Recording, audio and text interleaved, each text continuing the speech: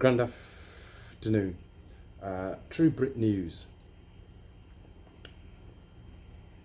Make Albion great again. Why some need me to be wrong. Dumb and stupid. Dear me. Okay, what's been happening? I think I have to begin with. I'm going to pause it a second. Begin with Ukraine. I'm also going to introduce, talk about Israel as well. Ukraine. It looks like there is a push towards peace, then, is what I will say. And I've mentioned this in other videos, there seems to be a resistance to that push towards peace.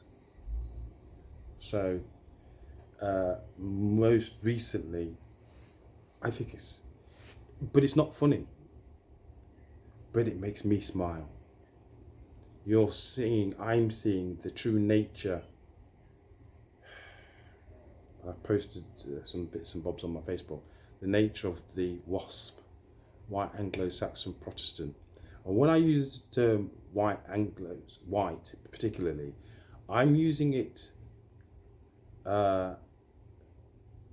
both in terms of our contemporary understanding of what the word white means and who it refers to, but also as a legal status, as a legal term, and who that depicts, and what that sort of says. I'm not going to, you need to go and get your Black Soil Dictionary out and have a look for yourself, but actually, I will say that it actually refers to Moors in particular, okay, European Moors at that. They're also referred to as white as well. Anyway, so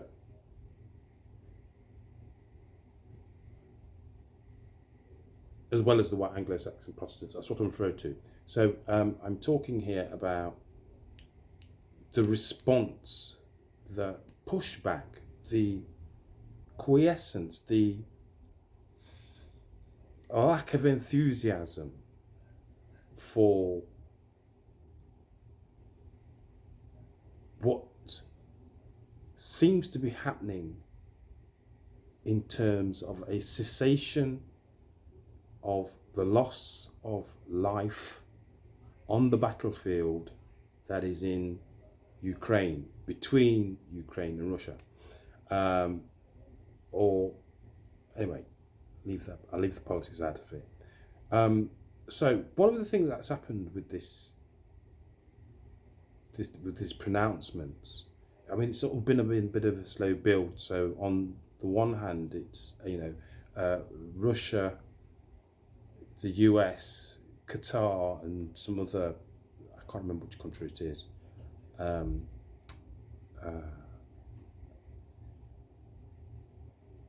forget what you call it. There's another country in the Middle East that are talking about peace taking place in Ukraine. So there are some discussions that are taking place between, I suppose, the US and Russia. That's broadly what I'm seeing. But as I say, there are other people that are interested in and hosting the negotiations without Zelensky. So, and he's not happy about it. The West doesn't seem to be happy about it. So the UK is not happy about it. I don't think France is. I think the Germans just had an election yesterday. So, and on top of that, you've got Donald more than once calling Zelensky a dictator.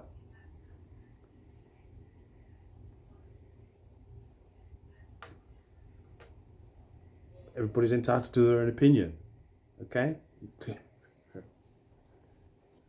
But you know, there's a phrase in the UK, you know, up north, a northern phrase, like to call a spade and not a digging implement. Okay, Donald's calling it out now, and it seems to be anyway. So it's pissed off a lot of people, and it's made people again show their pedigree, show their resistance, in my view, to peace. So in calling Zelensky a dictator, what I've noticed is, I think Starmer he isn't one. Who else was the other one? Somebody else. But the interesting one that's come out and said that is not a dictator is Farage. And I think that's very, very interesting, because Farage is like keeping alive the special relationship, which seems not so special anymore, not as far as Donald Trump's concerned. Anyway, so what that means is that I think somebody else has said that they don't believe he to be a dictator. Now, I'm getting a sense that people are positioning themselves to be on the wrong side of history here, big time. So, because there is this idea of pushing towards peace on the one hand in Ukraine, Zelensky is not part of the negotiations. He's a bit fed up about that. People are wondering in the West, particularly in the UK, because the UK has committed another 100 years to be supporting the Ukraine with taxpayers' money, I might add, our money. Meanwhile, and this was it's been interesting, it feels as though people don't know what to do now.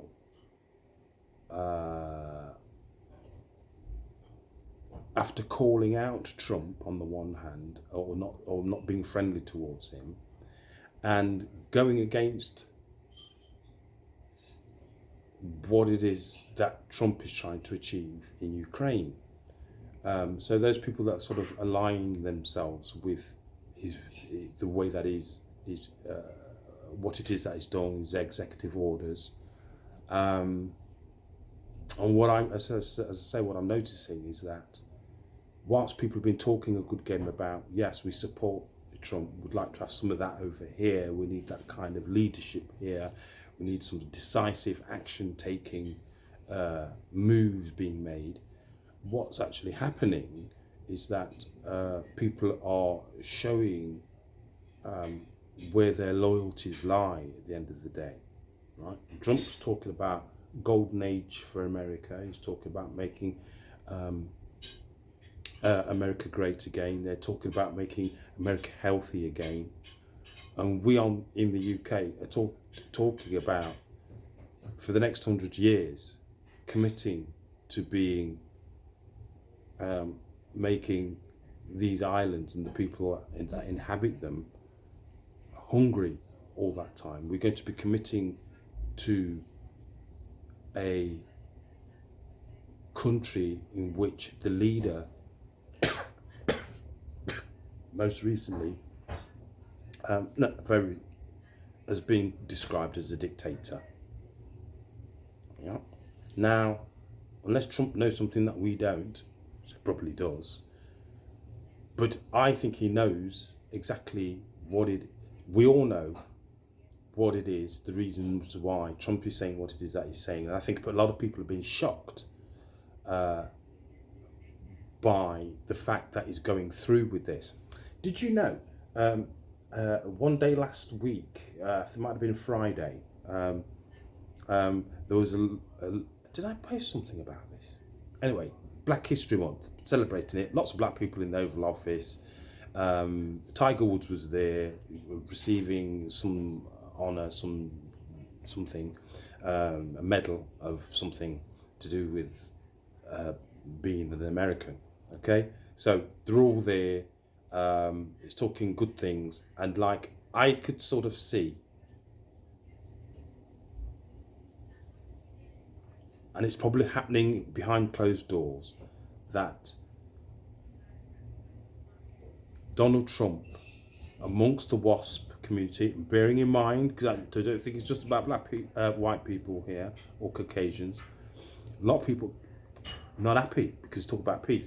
So having all these melanated people in the White House, and he's talking about what he's going to do. He's going to put up some statues. He's going to build some museums. He's going to be restoring certain bits and pieces that, are, for me, is quite clearly connected to UNDRIP, very, very clearly. That I can imagine that a lot of people are calling morsels, but one of the things is a nigger lover. Yeah, that's right. I said it. I can imagine people going, absolutely not. And I think that's really all the reason why I don't like Putin either, because he's told the world things about the nature, about the identity of the people of Russia going back for centuries. And there's a story to be told about that, which I suspect that everybody knows about and is absolutely terrified that is going to come out. Okay? And again, elsewhere around the globe, the Western hegemony is crumbling fast. The French, as an example, have basically been kicked out of Africa. The Belgians left some time ago. They're out of the Congo. And what Donald Trump is doing as head of the corporation of all the corporations, the head of state, if you will, or the head of all the states, you know, including the 50 states in America, but also the states that are around the globe. So the UK is essentially a state. So is France, and so is Germany. They've become states that were created a lot of them at the turn of the 20th century, and just before, end of the 19th century. A lot of the countries that we now see around the globe are new, very new, recently formed. You know, places like India didn't exist, say in 1492, when evidently Christopher Columbus is looking for India and bumped into the Americas. Nonsense. He knew exactly what he was doing, where he was going, and what he was going there for. And it's not necessarily the narrative that we've been told. Anyway, so the implications for true Brits, the people that are inhabiting these islands, are manifold. People are having to declare their allegiance to either Ukraine or to the or to Britain, to Albion, to the people that are native here. And people are showing their true, as I say, allegiance and loyalties and where they actually lie. And it's also beginning to expose the identities of the natives and the indigenous and aboriginal, the sovereigns, the true Brit, you know, not that warmongering, Zionist, Ashkenazi, Khazarian, pretending to be, well, actually, in some respects, declaring their Englishness. England is not the same, and England and being English is not the same as being British, as an example. It's not the same. Or being a citizen of the United Kingdom. They mean different things. And that's one of the things that's been identified.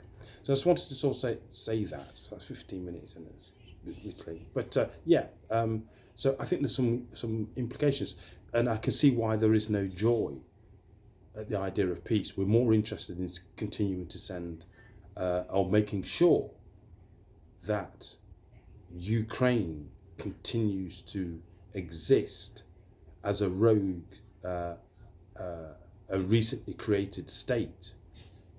Yeah,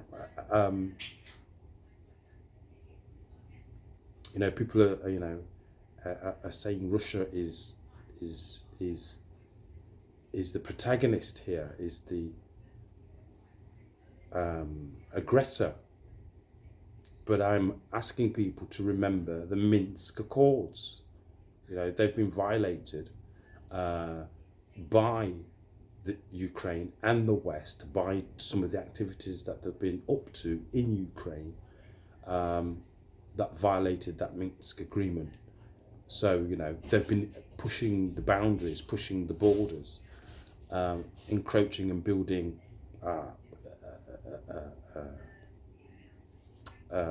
missile and troops closer, and taking more and more land and encroaching on the people that have lived on that land since the days of, for the last 1,000 years in some instances, when the land actually was part of Russia anyway. What's the region that I'm thinking of? Crimea is an example, which is in that part of that region. A lot of the people that have always been there were native Russians. And a lot of those native Russians have been displaced over these last 3 years. A lot of them have lost their lives at the hands of, as Trump described Zelensky, as a very bad, sort of average singer and television, minor television celebrity, that has become Prime Minister. I understand the man wear a tie. Anyway, that's not the issue. But I also understand that he's prepared to walk away. I think I can see why it is that Trump and the American administration might be calling him a dictator. And people that can't actually see that and are willing to carry on supporting and giving money to Ukraine, there's a reason why they are wanting to continue to support Ukraine. And to continue the war, continue fighting. Same thing applies for Israel as far as I'm concerned. The hostages are getting released and everybody's talking about fighting rather than encouraging the release of these hostages. And again, a willingness to put all of what's happening into within a historical context, because a lot of what's actually happening, and again, Donald sort of said that it needs to stop. Now that there's a ceasefire in effect, people are not happy that there is a ceasefire in effect, and people have made it clear that they're going to continue to support Israel. In doing what it is that he's doing. So, and the implications for that, for true Brits, is that until we change the government and get them to stand down and acknowledge that they have been defunct and de facto since 2019, have been by virtue of their bankruptcy. That's why, and start to take responsibility for some of the atrocities that they've committed, both abroad and at home. Yeah, I'm talking about politicians here, all of them, and not just the politicians, but also some of the leaders of industry, and Again, there's some stuff come out about the police. Again, it's appalling. It's appalling that we have a police force that doesn't protect the people. At the very least, it protects itself, and at best, it protects the interests of the state and not the people. Till the next time, may your ERP and your spirituality remain strong. Go. 20 minutes. Never.